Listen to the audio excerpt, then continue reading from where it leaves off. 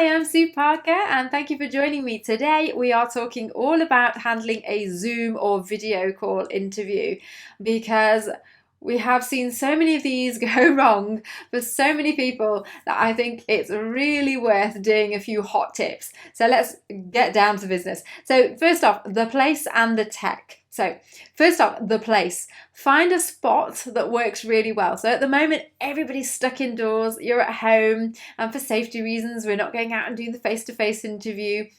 We're probably not doing as many telephone interviews, but take this as really good practice. The sooner you get onto a video call interview, the better. So find a spot in your house where your Wi-Fi signal is pretty good. Sounds daft to say it, but the number of people who've cut off on us or who've had poor internet connection are unbelievable. Nothing is more stressful than disconnecting from a call when it's an interview. That is just, well, probably a conference call with your senior directors and the board, but nothing is more stressful than in an interview. In the best light. So if you can have the window facing you during the day, obviously, that will give you the best natural light. If it's in the evening or it's a slightly dark room, you know, you've got an overhang on your roof or whatever, a lamp or other source of lighting is a must. We need to actually be able to see your face. If you're in complete darkness, we can't read your face, we can't build that connection, that human connection. Apparently there's something psychological about seeing somebody's face and eyes. So even practicing is great too. Just jump on your laptop, stick your screen on and take a look at your camera and see what you look like. Then check your tech. Make sure that your speakers and your microphone or your headset is actually working with the software you're going to use, which brings me to download the software you need ahead of time. If it's a Zoom interview, download the Zoom app. It's much more reliable, it runs quicker. Same with Microsoft Teams. If you can download the apps for these things, you will have a better experience, better performance than trying to join using the web links. Bear in mind as well that the things don't kick up straight away. You know, it takes a few minutes to join a Zoom call. Allow that few minutes. And then the last one on the place is check your background. If you've got your dirty washing basket or an unmade bed behind you, you might want to sort those out, move the washing out the way and make your bed. We understand that you're at home and you're probably going to have to pick any room that you can get a quiet space away from distractions. And that might mean that you work in your bedroom. It might mean you work in the dining room, whatever it is. Just make sure it's a really good impression. All we really need to see is you. You're the most important thing, but we don't need the distractions that make it uncomfortable for everybody. Okay, so second one, big one, managing interruptions. We know it's really difficult during lockdown. We are working from home, we got telephone calls, the gas meter reading, home deliveries, kids just barge into the room.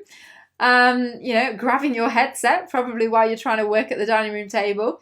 So if you live with somebody else, children, partner, whoever it is, let them know that you will be unavailable from 20 minutes before to 20 minutes after you think it's going to finish. And it's a do not disturb zone. Unless, I think, didn't somebody say, unless you're bleeding to death or there's a fire, do not disrupt me. So make sure you have that rule. Make sure the other person knows that you're engaged in a call. This can be really difficult when you're working from home and you have meetings constantly and calls. I found that I would say, I've got a call now, I've got a meeting. But then a call would come through straight after and it'd just go on for hours and hours and hours and the interruptions, they just didn't know when I was available. Got a phone available. Okay, so we can't help if the house phone starts ringing or our mobile, but what we can do is turn the volume down on these things. Unless it's an absolute emergency, you're okay to be on that call, that video call for half an hour to an hour. So turn down the volume and avoid the interruptions. And while we're on it, be sure to schedule those deliveries outside of the time that you're having your interview. Granted, if it's the neighbours, then simply apologise. And, we've all been there. We're all working from home and having these challenges anyway. But make it clear that you're not going to be picking up the phone and answering the door. If there's somebody else in the house, ask them to pick up the slack and do that for you. While we're on it, make sure that anybody else that might be in the house at the time keeps down their music, the TV, and any other noise like shout. Just let them know, you know what, this is really important to me. This is incredibly important. I'm having an interview. I need your support, and that means without interruption. So I always get asked, how do you show up for an online interview? Well, I would say you show up like it's a face-to-face interview. And that means you dress up, you dress smart, because that's how you dress for an interview, or how you should be dressing for an interview. Okay, so when I say show up like it's a face-to-face meeting, I mean in every sense.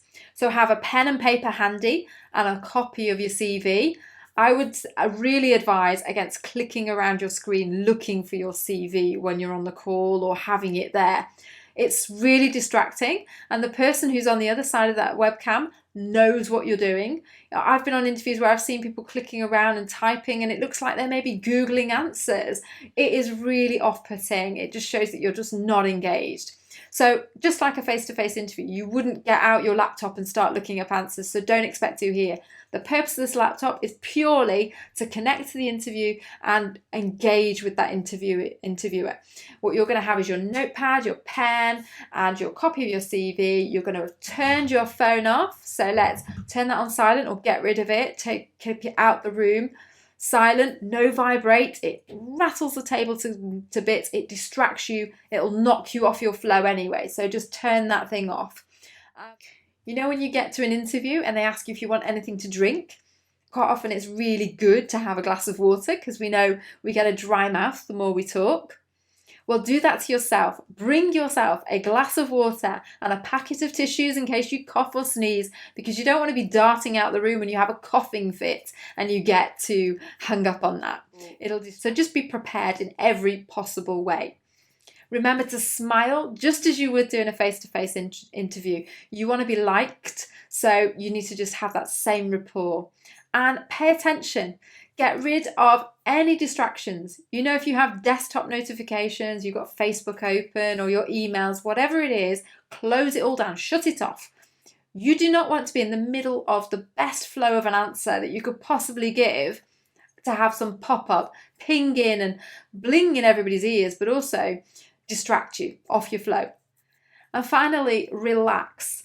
Because the goal of this initial stage is to get to the next stage, which might be another interview. So you get another chance to practice at your video interview skills.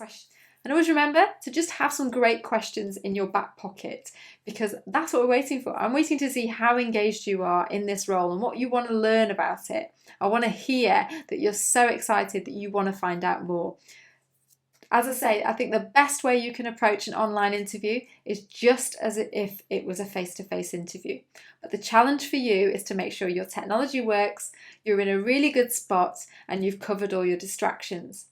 Because unlike a face-to-face interview, you're not going somewhere else. You're not leaving your distractions at home.